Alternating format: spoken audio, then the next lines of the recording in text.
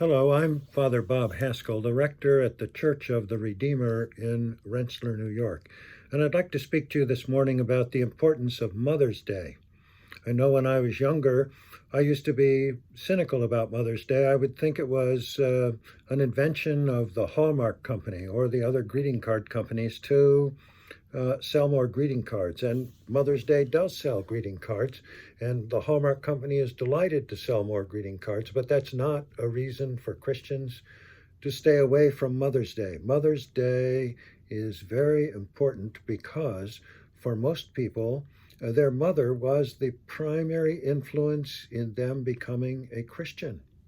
So certainly my mother influenced me to be a Christian when I was in grade school. As early as I can remember, my mother would wake me up every day in order to have breakfast and go to school. She would come in my room singing a hymn as she rolled the shades up and let the light into the room.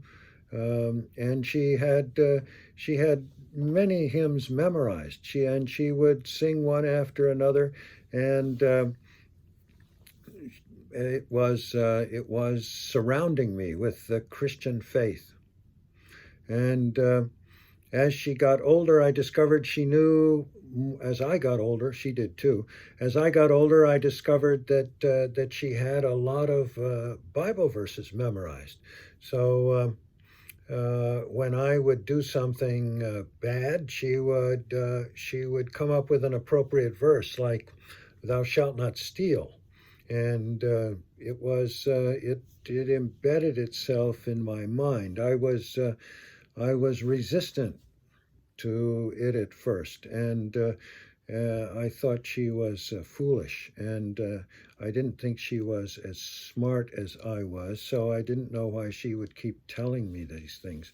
But she must have been praying for me, because God kept working these Bible verses and these hymns, so that as I got into my mid-20s, I found that I had given my life to Christ, and I want to give credit publicly to my mother for being a significant part of the influence that led me to Christ. And maybe as I'm talking, you can see ways in which God used your mothers to bring you to Christ. You wouldn't be watching this video if you weren't inclined to, if you weren't a Christian, or if God wasn't working in you to bring you to be a Christian. But God is working in you, and that's why you're watching the video. And I want you to think about your mothers and about how they have been with you along this way that God is leading you. And give thanks to them. If they're still alive, give them a ring on the phone and tell them how much you appreciated the spiritual side of your upbringing. So there's a Bible verse that talks about this, and it's over in First. Let's see if I have my Bible here. I do, and over in 2 Timothy, chapter 1, verse 5. St. Paul recalls how Timothy became a Christian. And he became a Christian, he says, not because of his mother and his grandmother. And I'm still looking for the verse. It's 2 Timothy chapter 1, verse 5. And having trouble finding that here. We'll get to it. 2 Timothy 1:5. And he says, "I have been reminded of your sincere faith, which first lived in your grandmother Lois and in your mother Eunice, and I am persuaded now lives in you also." How did Timothy, St. Paul's student, how did he become a Christian? Because of the sincere faith which lived in his grandmother Lois and his mother Eunice. And somebody said Christianity is better caught than taught. And people who have Christian examples will become Christians. And if people who don't have Christian examples and merely have people telling them the Bible, I think, are less likely to become Christians. Christianity is better caught than taught. So today's a day to think about ourselves and about how we can be an influence on other people, so other people can catch Christianity from us. So let's see. The other thing I want to say about Mother's Day, I want to think about a famous Christian mother, and that would be Monica, who was the mother of the person we call Saint Augustine. And Monica lived from about 430 to 490 AD, and she was a devout Christian. She had 3 children, one of whom was named Augustine, and they lived in the city of Carthage in North Africa, and it was a pretty civilized place. The children grew up and went to school and to something like our college. But Augustine was the bright one. He was a person who was fascinated also with religion. And sadly, at first, in his younger years, it wasn't the Christian religion, it was variations on the Christian religion and having to do with good and evil and darkness and light. And so Augustine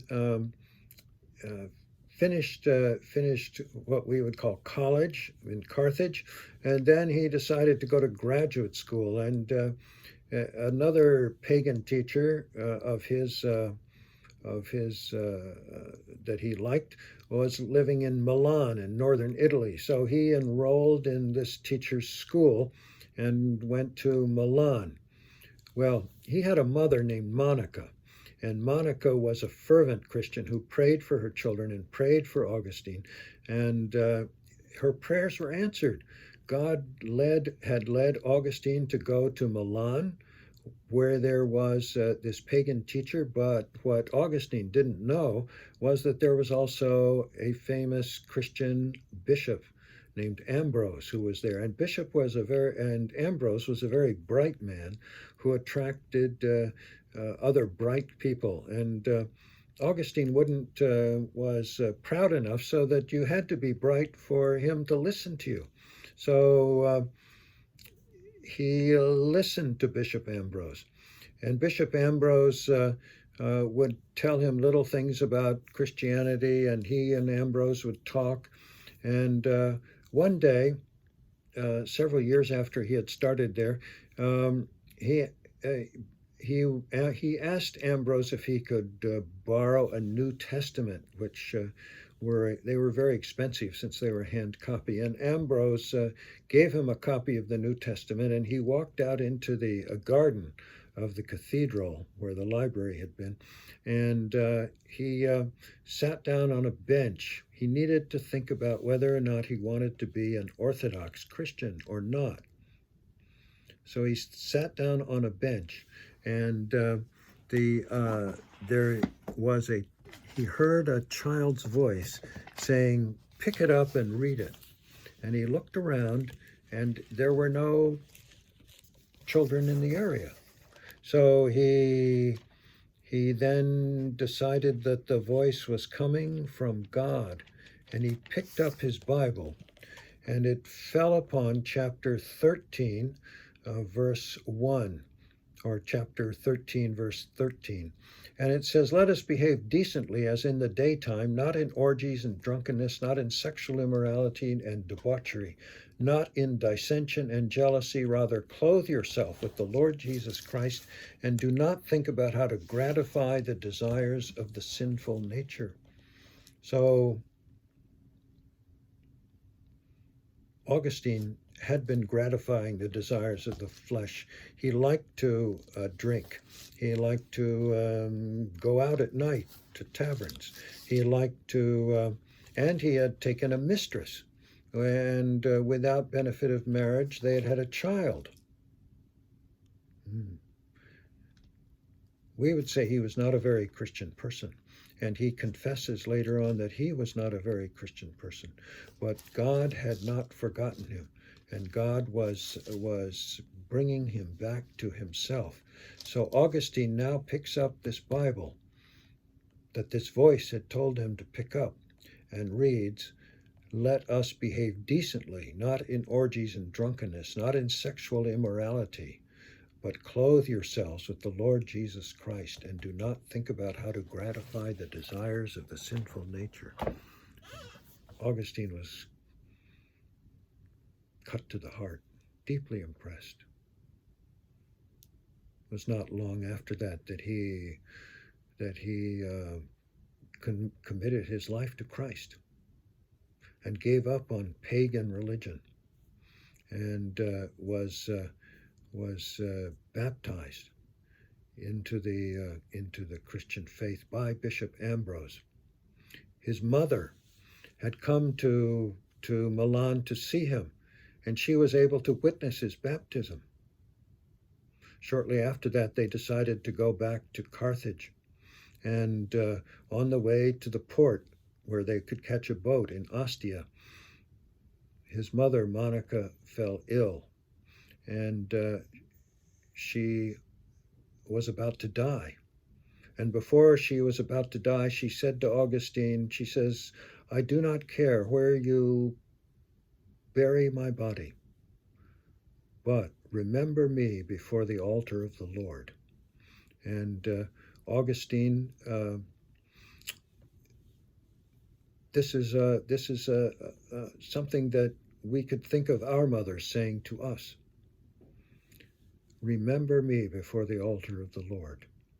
As you come into church, as you kneel at your pew and pray, as you come forward to the altar and kneel and pray, remember your mother, who was an influence on you, and through her influence you have become a Christian. Remember me before the altar of the Lord. So today we remember Saint Monica, and we remember our own mothers who were such an influence and blessing to us, and a great help in our becoming a Christian. Have a happy Mother's Day.